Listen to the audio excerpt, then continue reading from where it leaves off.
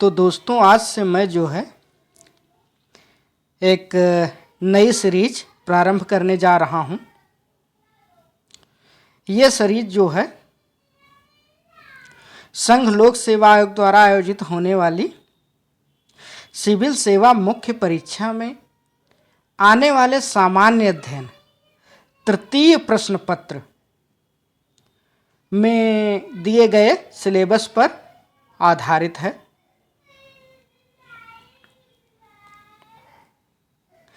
इस प्रश्न पत्र के सिलेबस में कृषि विषय से संबंधित टॉपिक दिए गए हैं, जिनको सरल तरीके से समझते हुए वीडियो आपको उपलब्ध होते रहेंगे।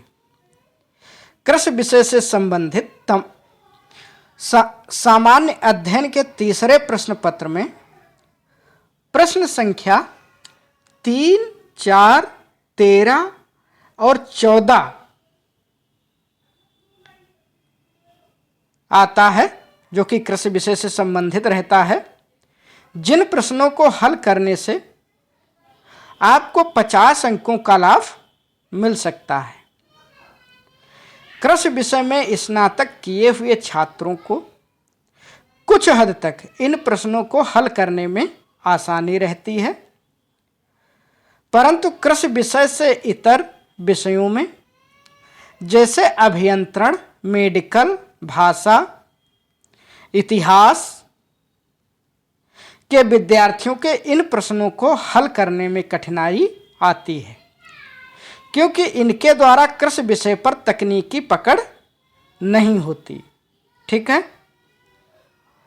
अतः कृषि विषय तथा कृषि विषय से इतर विद्यार्थियों को ध्यान में रखते हुए यह सीरीज प्रारंभ की जा रही है। आइए अब हम सिविल सेवा के मुख्य परीक्षा के सामान्य अध्ययन प्रश्न पत्र तृतीय हेतु दिए गए कृषि विषय से संबंधित सिलेबस पर चर्चा करते हैं। देखते हैं इसमें क्या सिलेबस दिया गया है। ठीक है, इस पे चर्चा करते हैं। तो देखो, ये यूपीएससी की मुख्य परीक्षा में जो सामान्य अध्ययन का तीसरा प्रश्न पत्र है, ठीक है, उसमें कृषि विषय से संबंधित जो है प्रश्न संख्या 3, 4, 13 और 14 आता है। उसको ध्यान में रखते हुए जो है हम ये नई सीरीज प्रारंभ करने जा रहे हैं।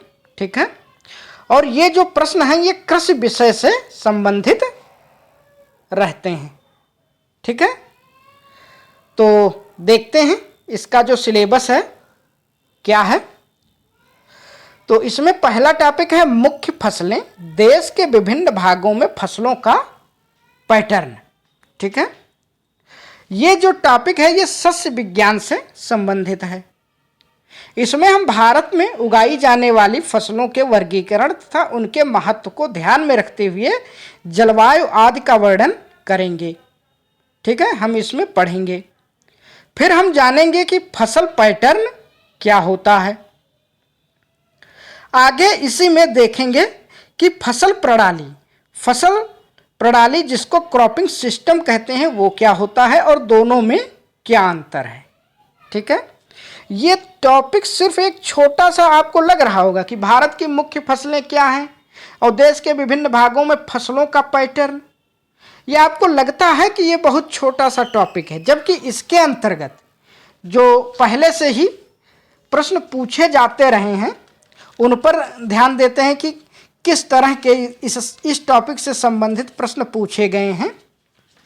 जैसे इसमें एक प्रश्न आया है 2019 में, प्रश्न संख्या 3 है, एकीकृत कृषि प्रणाली किस सीमा तक कृषि उत्पादन को संधारित करने में सहायक है।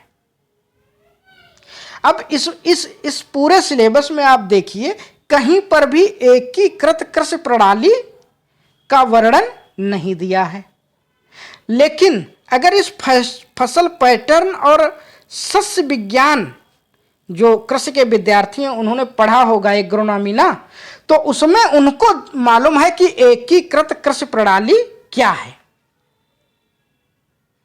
ठीक है, तो उनको ये हल करने में आसानी होगी। तो हम इसके अंतर्गत ये जानेंगे कि कौन कौन सी सस्य विज्ञान यानी कृषि के अंतर्गत कौन कौन सी कृषि प्रणालियां आती हैं।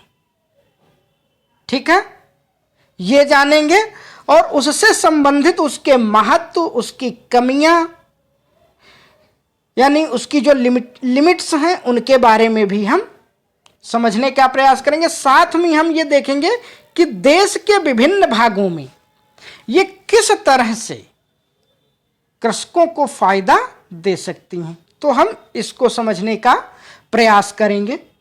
और कृषि का अगर विद्यार्थी नहीं है और उससे कह दो कि इसको डिस्क्राइब कर दे, तो इतना आसान कार्य नहीं है। यह उन विद्यार्थियों को ध्यान में रख करके सीरीज प्रारंभ कर रहा हूं जो कृषि के विद्यार्थी नहीं रहे हैं। ठीक है, जिससे उनको जो है इसका कृषि से आने वाले ये 4 प्रश्नों का लाभ मिल सके। अगला बिंदु देखते हैं। अगला क्या है इसमें? अगला टॉपिक दिया है सिंचाई के विभिन्न प्रकार एवं सिंचाई प्रणाली। अब देखिए, इसमें 2 चीजें दी हैं। एक तो सिंचाई के विभिन्न प्रकार और दूसरी दी हुई है सिंचाई प्रणाली। और प्रश्नों का जो आने का जो सिलसिला है वो आप देखोगे तो वो इससे अलग है। जैसे 2020 में एक प्रश्न आया था, प्रश्न संख्या 14, रिक्तीकरण परिदृश्य में विवेकी जल उपयोग के लिए जल भंडारण और सिंचाई प्रणाली में सुधार के उपायों को सुझाइए। अब देखिए, अब अगर विद्यार्थी को यह नहीं मालूम है कि विवेकी जल उपयोग किसे कहते हैं या भारत देश में जल भंडारण की क्या स्थिति है या जल संसाधनों की क्या स्थिति है, तो यह प्रश्न हल करने में कठिनाई आएगी। इसी तरह से एक प्रश्न जो है 2019 में आया था, जल प्रतिबलित क्षेत्रों में कृषि उत्पादन में वृद्धि करने में राष्ट्रीय जल विभाजक परियोजना के प्रभाव को सविस्तार स्पष्ट कीजिए। अब देखो, इसमें दिया हुआ जल प्रतिबलित क्षेत्रों। अब जब तक ये जल प्रतिबलित क्षेत्रों की परिभाषा नहीं मालूम है विद्यार्थी को कि किन्हें कहते हैं जल प्रतिबलित क्षेत्र और भारत में कहां कहां है, तब तक इसको हल करने में कठिनाई आएगी। आगे इसी में जल विभाजक एक शब्द दिया हुआ है इसी प्रश्न में, तो विद्यार्थी को यह पता होना चाहिए कि जल विभाजक होता क्या है। यह राष्ट्रीय जल विभाजक परियोजना जो भारत सरकार ने शुरू की थी, उसके क्या उद्देश्य थे,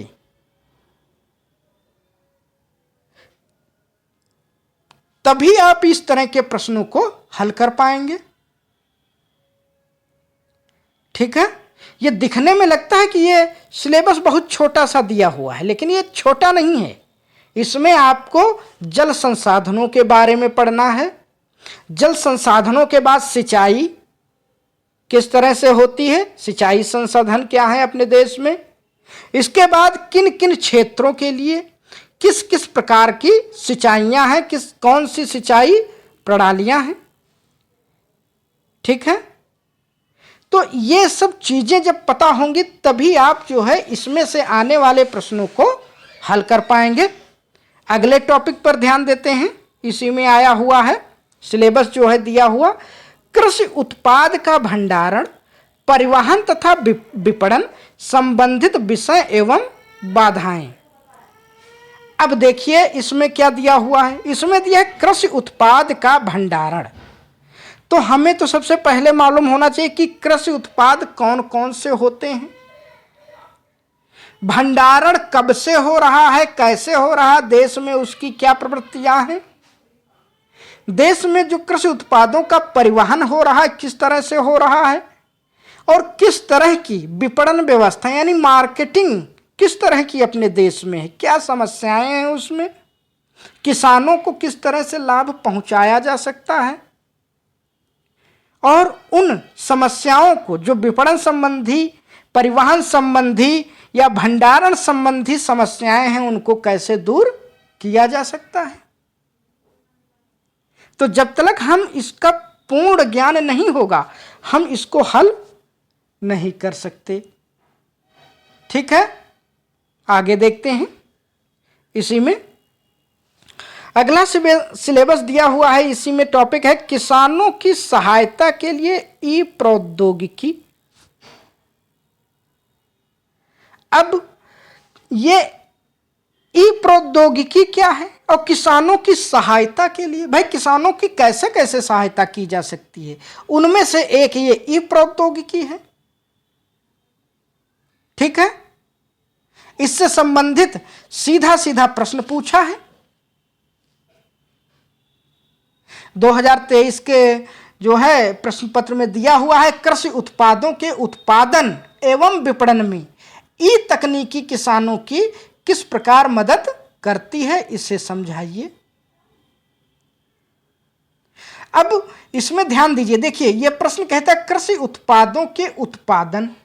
भाई कृषि उत्पादों के उत्पादन कैसे किया जाता है, कृषि के उत्पादों का उत्पादन कौन कौन सी प्रौद्योगिकियां हैं, तकनीकी हैं, और कब से परंपरागत तरीके से होते हुए आधुनिक, आज जो है अत्याधुनिक तकनीकें आ गई हैं, तो उन सब तकनीकों को मालूम होना चाहिए।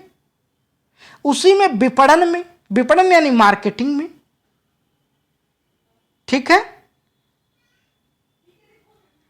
तो आपको मालूम होना चाहिए कि यह विपणन व्यवस्था भारत में कैसी है, और ये दोनों को एक साथ ले आए हैं।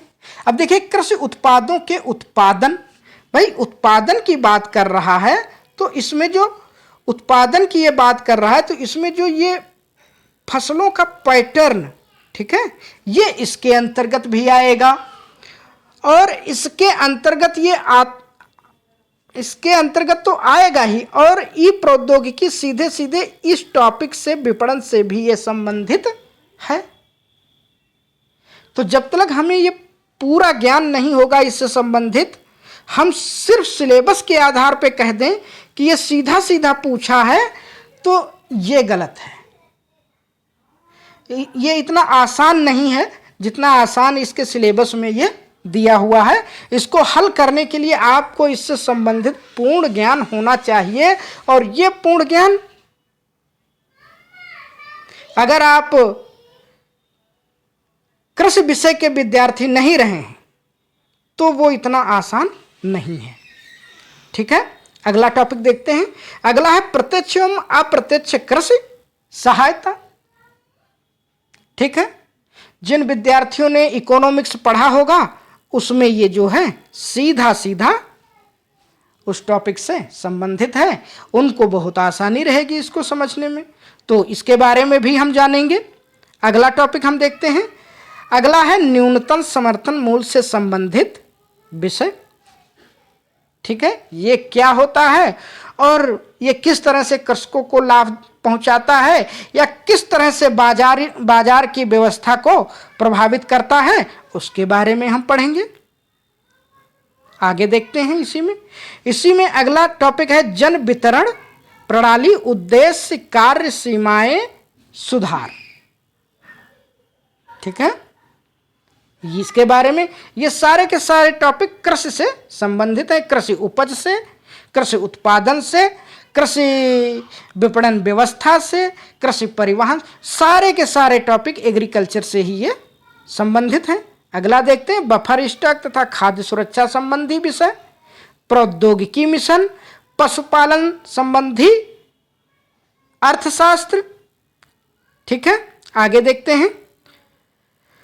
भारत में खाद्य संस्करण एवं संबंधित उद्योग, कार्य क्षेत्र एवं महत्व, स्थान, ऊपरी और नीचे की अपेक्षाएं, अपस्ट्रीम एंड डाउनस्ट्रीम। ठीक है, आपूर्ति श्रृंखला प्रबंधन, और आखिरी में जो है भारत में भूमि सुधार।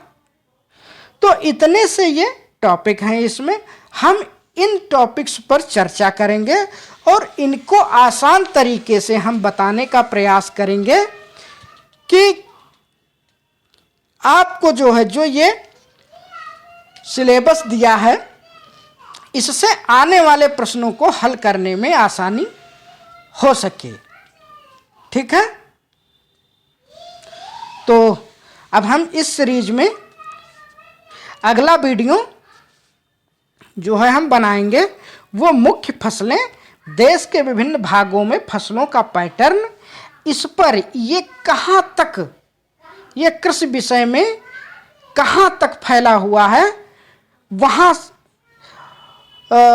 वहाँ से लेकर के हम इसको चलेंगे। ठीक है, तो ये नई सीरीज मैं शुरू करने जा रहा हूँ। मैं आशा करता हूँ कि आप सभी लोगों को इससे लाभ होगा और आने वाली संघ लोक सेवा आयोग द्वारा आयोजित होने वाली सिविल सर्विसेज में आप जो है ये जो 4 प्रश्न होते हैं सामान्य अध्ययन प्रश्न पत्र 3 में, इनको हल करने में आपको लाभ मिलेगा। धन्यवाद।